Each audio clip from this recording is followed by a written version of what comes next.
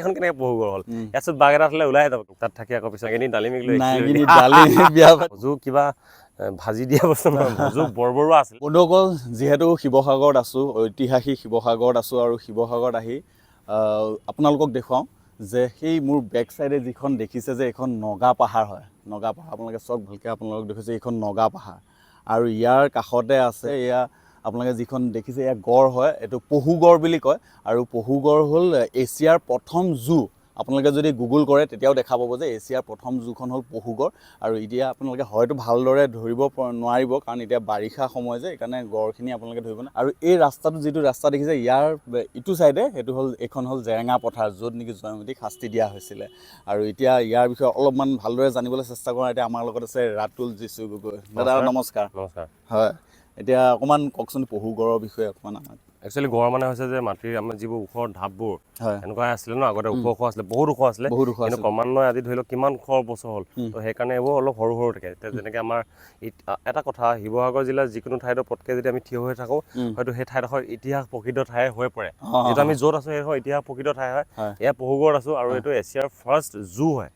আৰু ইপিনে জেৰেঙা পথাৰ আপোনালোকে জানে যে জয়মতীক তাতে কটকৰা গছত বান্ধি পিনি শাস্তি দিয়া হৈছিল। তথা যিখন পাহাৰ ইতিমধ্যে মঞ্জিলে দেখালে সেয়া নগা পাহাৰ, গদাপানী তাতে আছিলেগৈ পলাই পিনি, জানা নহয় কথাটো। আৰু এখন জেৰেঙা পাহাৰ আছিল। বৰ্তমান যিটো মাজেদি ৰাস্তা দিছে এইটো আমাৰ, এই ৰাস্তাটো হৈ যোৱাৰ কাৰণেহে অলপ ধৰি লওক দুভাগ লাগিছে। এই ৰাস্তা আগতে নাছিলে, এতিয়াতো বহুত ডাঙৰ পথাৰ হয় এখন। জেৰেঙা পথাৰ কথা হয়তো অসমৰ কোনো নজনাকৈ নাই থকা, একদম ইতিহাস প্ৰসিদ্ধ এখন পথাৰ আৰু বহুত ডাঙৰ পথাৰ। আৰু এতিয়া যিটো গড়টো আছে এইটো পহুগড়। পহু মানে হৈছে আমি জানে পহু যে জীৱ-জন্তু সেনেকুৱাই আৰু পহুগড় মানে যেতিয়া ৰজাৰ দিনত তেতিয়া ৰজাসকলে কি কৰিছিলে, যিমানবোৰ জীৱ জন্তু আছিলে, হাতীৰ পৰা হওক, ঘোঁৰাৰ পৰা হওক বা যি হৰিণা চৰিণা আমি যিমানটো জানো, আপোনালোকে হয়তো গুগলত চাৰ্চ মাৰিলেও পাব বা আহোমৰ যি ইতিহাস আছে তাতো বিচাৰি পাব যে পহুগড়ত সেই জীৱ জন্তুবোৰ সংৰক্ষণ কৰা হৈছিলে বুলি আমি ভাবিছোঁ। তেওঁলোকৰ চিন্তাধাৰাবোৰ অলপ বেলেগ আছিলে, আমাতকৈ বহুত উন্নত আছিলে।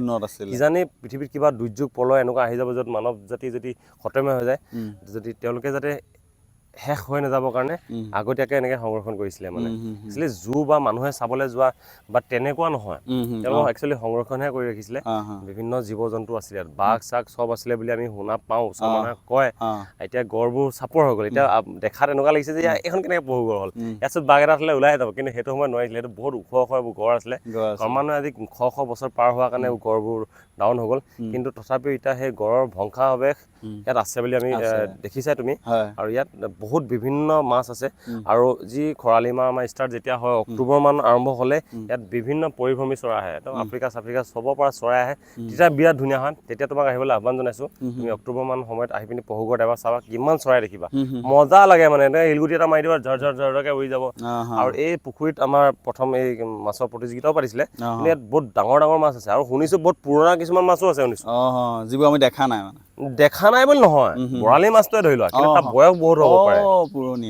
আৰু এনেকুৱা ডাঙৰ জাতীয় মাছবোৰ সদায় পানীৰ চবচে তলত থাকে। বৰালিটো হয়তো তাৰ কেইবাবছৰো হ'ব পাৰে।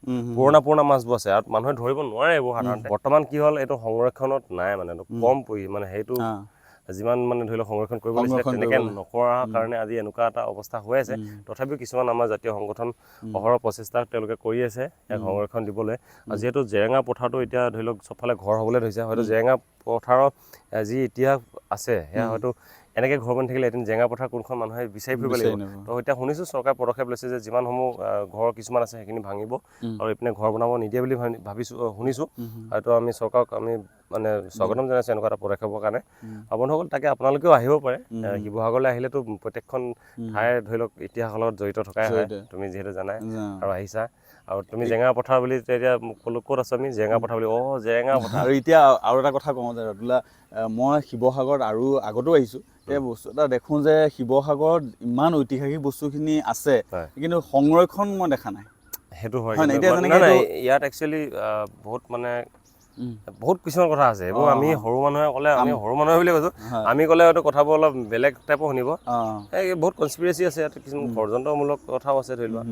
কেতিয়াবা কাৰোবাৰ আওকাণ হৈ গৈছে, ইগন'ৰ হৈছে। একচুৱেলি আজি বেলেগ এখন ঠাই হোৱাত আজি এখন কিবা কৰি থৈ দিলে, আমাৰ শিৱসাগৰ একদম চিটি টপ লেভেল ভাল টুৰিষ্ট। মই অসমৰ যিমানটো ঠাই জানো, আমাৰ শিৱসাগৰত যিমানখিনি আমাৰ ঐতিহাসিক সমল আছে, সম্পদ আছে, হয়তো অসমৰ দ্বিতীয়খন জিলাত বা ঠাইত নাই নেকি ঠাইত নাই এই শিৱসাগৰ আৰু আমাৰ চৰাইদেউৰ কথা কৈছো চৰাইদেউ তুমি দেখিছা না প্ৰত্যেকটো যেতিয়া আমি এটা পটকে ৰংঘৰটো দেখো পটকে আবেগ এটা জড়িত কি মজা লাগে বে আগতে এনেকুৱা আছিলে তো তেনেকুৱা কথা তো সংৰক্ষণটো হোৱা নাই এইটো বিষয়ে আমি ক'ব গ'লে অলপ বেলেগ হৈ যায় বহুত পলিটিকেলৰ কথা আছে ইমানখিনি ক'ব নাযাওঁ কিন্তু সংৰক্ষণ কম হৈছে কিন্তু আমাৰ সংগঠনবোৰ লাগি আছে তথাপি আগতকৈ অলপ হৈছেগে আৰু মানুহো এতিয়া আজিকালি নৱচামেও খুব মানে সচেতন হৈছে নিজৰ সেইবোৰ আমি বচাবলৈ চেষ্টা কৰিছে আগতকৈ ভাল হৈছে নাই এতিয়া আমি শুনি থকা বস্তুবোৰ এতিয়া দেখিয়ে কিবা এটা ভাল লাগিছে নগা পাহাৰ তেতিয়াই শুনি থাকোঁ আমি কিতাপত পঢ়িছোঁ সেইখনে নগা পাহাৰ সেইখনে নগা পাহাৰ দেখি হয়তো আপোনালোকে ভিডিঅ'ত সেই ফিল্ডটো নাপাবও পাৰে কিন্তু মোৰ দেখাৰ লগে লগে মনটো বেলেগ লাগি গৈছে যে সেইখন মোৰ মুখৰ আগত এতিয়া নগা পাহাৰ আছে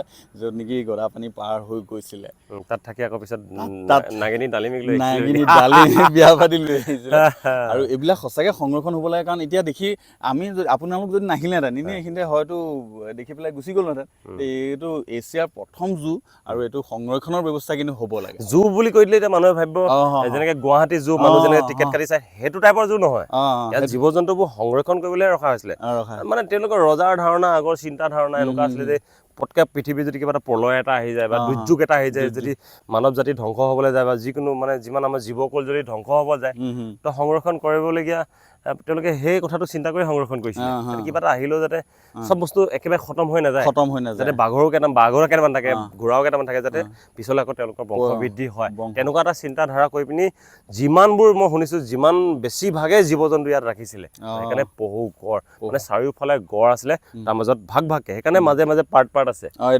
হয়তো এইখিনি ঘোঁৰা এইখিনি বাঘ এইখিনি সিংহ এইখিনি হাতী বেছিকে হাতী চাতিবোৰ বেছি আছে তো এয়াই হৈছে পহু গড় এনেকৈ যদি কেতিয়াবা জেৰেঙা পথাৰ চাবলৈও আহে তেতিয়াহ'লে কাষতে আছে পহুগড় এপাক আহি চাবহি আৰু ভিডিঅ'টো যদি ভাল পাইছে তেতিয়াহ'লে এটা লাইক কৰক শ্বেয়াৰ কৰক চেনেলটো যদি আপোনালোকে এতিয়ালৈকে ছাবস্ক্ৰাইব কৰা নাই তেনেহ'লে কৰি লওক কিন্তু এটা কথা কওঁ যে চাবহি বুলি কৈছা ঠিকেই কথা কিন্তু চাবলৈ আহিলে নৰ্মেলি একো দেখা নাপাব কিন্তু ইণ্টাৰেষ্টিং কথা ইয়াত লাগে আমি এতিয়া একো নাই দেখাও যদিও তুমি যেতিয়া গম পালা যে তুমি জেৰেঙাৰ কাষত থিয় হৈ আছা পহুগড় তোমাৰ কিন্তু একো নেদেখা যদিও তোমাৰ ভাল লাগিছে হয় সেইটো ভাল লাগিছে হয় কিবা এটা ভাল লাগিছে কিবা এটা ভাল লাগিছে কথা সেইটোৱে সেই ঐতিহাসিক বস্তুবোৰ এনেকেই ভাল লাগে আপোনালোকে হয় আহি পেলাই কিবা এটা ভাল নেদেখে মানে দেখি যাব বুলি নকওঁ কিন্তু ভাল লাগিব এইটোৱে যে ফিলটো পাইছে যিহেতু তুমি স্কুলত পঢ়ি আহিছা যে নগা পাহাৰত গদাপানী গৈছিলে তো নগা পাহাৰ দেখি পালা জেৰেঙা পথাৰত জয়মতীক শাস্তি দিয়া হৈছিলে খটখৰা গছত জেৰেঙা পথাৰ দেখি পালা পহুগড়ৰ কথা নাজানিছিলা পহুগড়ৰ কথাও জনাই দিলো আগতে কিবা দূৰৰ বুলি ভাবি আছিলো এইটো লিংক আছে মানে লিংক এইটো জয়সাগৰ পুখুৰীৰ পাছফালেতো হৈছে পহুগড় গোটেই শিৱসাগৰ মানেতো গোটেই ইতিহাস প্ৰকৃত হয় ন তুমি কোনফালে যাবা এতিয়া এইফালে জয়সাগৰ এইপিনে গৌৰীসাগৰ ইপিনে আমাৰ বৰপুখুৰী এইফালে মেছাগৰ মেছলো পুখুৰী ইফালে আকৌ চৰাইদেউ মৈদাম ইফালে আকৌ তোমাৰ ইপিনে গৈয়ে থাকিব সোণাৰী এইপিনে আকৌ ইপিনে সাপে খাটিলৈকে ঢেৰ বস্তু আছে বুলিয়ে শুনিছো তাৰ আকৌ ইফালে এখন তোমাৰ হেৰি আমাৰ যি কাৰেং ঘৰ বনাবলৈ হওক তলাতল ঘৰ বনাবলৈ হওক যিমান ধৰি লওক হাঁহৰ কণী লাগিছিলে তো ভজু বৰবৰুৱাই দিছিলে তো সেইকাৰণে ভজু ঠাইডোখৰত নাম পৰিছিলে ভজু নাম শুনিছা ভজু চাফৰাই সোণাৰী আমাৰ চৰাইদেউ ডিষ্ট্ৰিক্টৰ হয় ভজু কিবা ভাজি দিয়া বস্তু নহয় ভজু বৰবৰুৱা আছিলে তেওঁ কণী চাপ্লাই কৰিছিলে হাঁহৰ কণী নাৱত টানিছিলে বহুত কণী আছিলে কাৰণ সেইবোৰ বনাবলৈ তেতিয়া হাঁহৰ কণী বৰা চাউল কিবা কিবি দৰকাৰ হৈছিলে কেমিকেলটো বনাবলৈ তো তেনেকে ভজু বৰবৰুৱা তো আৰু যাওঁতে আৰু বহুত বস্তু দেখা পাবা মই বহুত নাজানোৱে এতিয়া ঘূৰিহে গম পাইছো তাকে